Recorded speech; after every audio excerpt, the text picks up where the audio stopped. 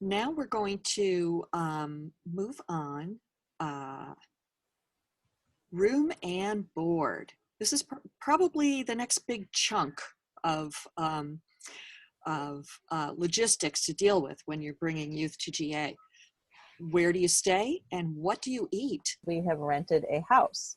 So we've gone through either some sort of vacation rental program, rent from an owner.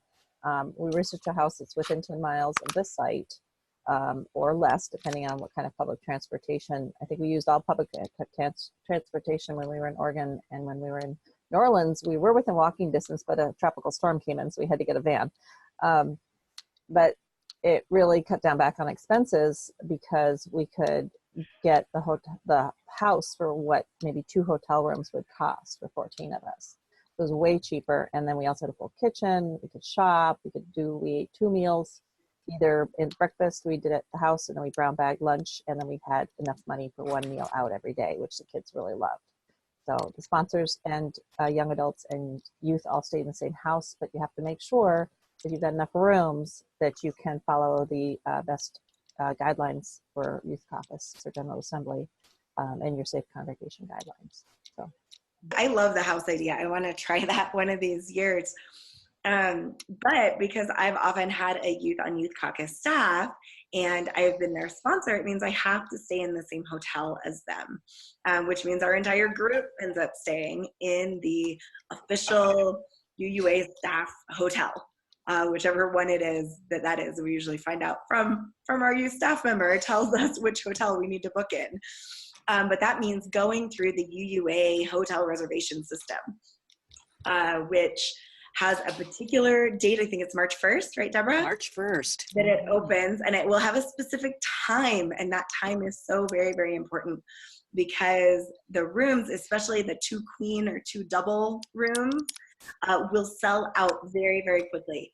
So I will set an alarm and get up because it's always local time to wherever the hotel is. So sometimes those time zones are not in your favor, and it means waking up very early to get online and pull up that website and hit refresh until they flip the switch and the system becomes live, and get in there. And at least in the past, I hope maybe one day they'll change this, but so far I've only ever been able to book 1 room at a time.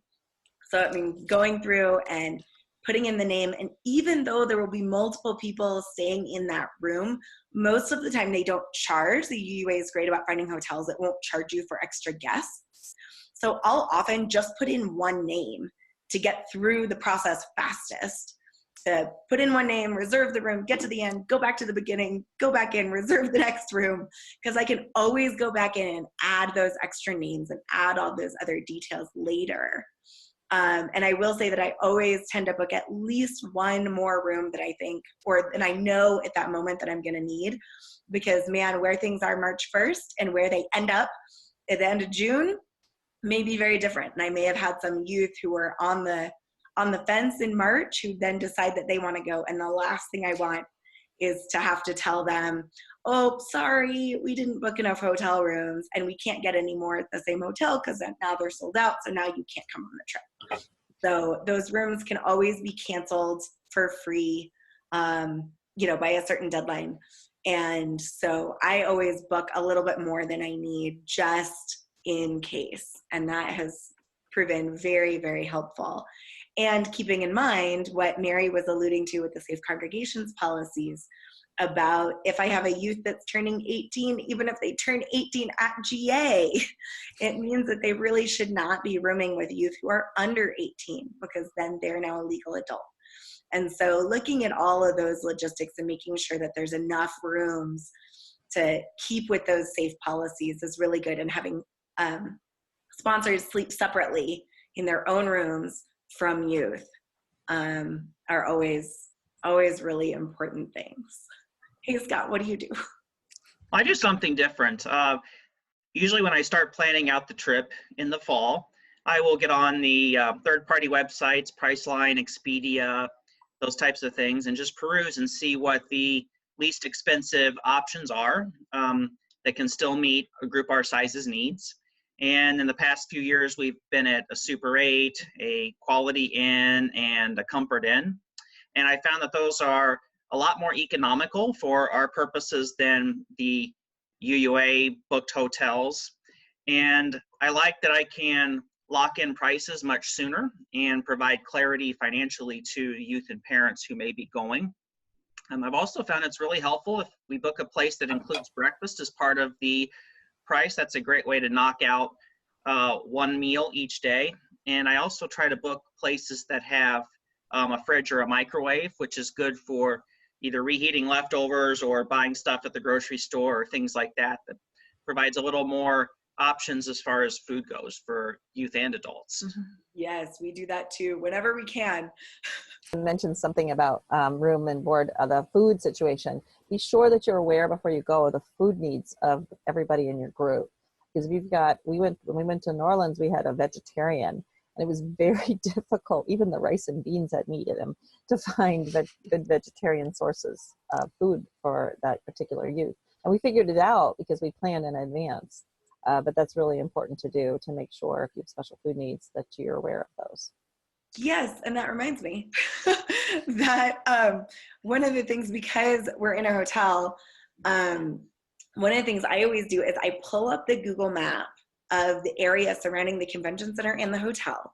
And you can do the little search for restaurants, and you can limit it by dollar signs, right?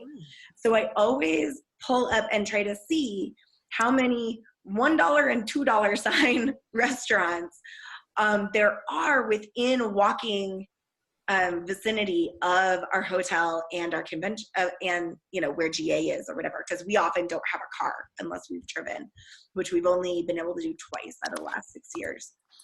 So we're usually flying, so we don't have a car. And that has a lot to do with what our food budget looks like for the trip, is knowing how many reasonably priced.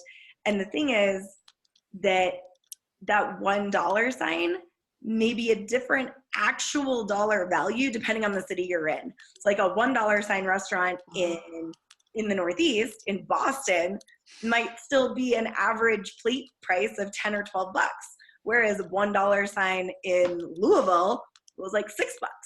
So knowing those things are really, really, really helpful as well. We're always sure to also check their menus to make sure that there are vegetarian or vegan options if we have people in our crew.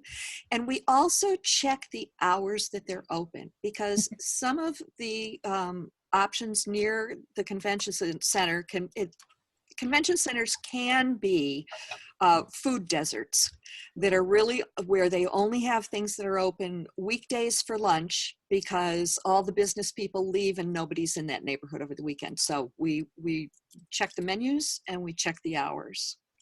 So that is also a critical piece specifically for youth. The youth caucus the programming goes very late sometimes, and they'll be hungry. You may have had dinner at 6 o'clock, but they're finishing up programming at 11 o'clock or 11:30 at night, and they're hungry. So having plans for those kind of, late night noshes is really important. Oh yes, we've had many late night excursions that end up being great stories later on. But, our youth with sponsors, of course, so they're not wandering around late at night by themselves, but will be on the road trying to find food. And I remember one year, I don't remember where it was, but every place we came across was a bar that might have served food, but they wouldn't let anyone in under 21, and it took us a while before we actually found some place that would let us in with a bunch of teenagers and let us get food at midnight. So scouting those out ahead of time is always good. Yeah, we've had similar experiences. And Mary, to your earlier point about preparing for different food needs, one of the things I always encourage my youth to do before we even depart is pack snacks that you purchase at home to take with you, to carry with you throughout the day, particularly if you have allergies or specific food needs. This will help, particularly if the convention center is, like Deborah says, a food desert. It'll eliminate hunger emergencies, or at least buy you enough time till we can get a more substantial plan in place. Yes, and also scouting out where there's a market or a grocery store near where you're staying or where the convention center is, because we'll do that often the first day we get there, and then make a run to the market or the grocery store and have everybody pick up snacks, because sometimes if you're flying, it's harder to take stuff with you.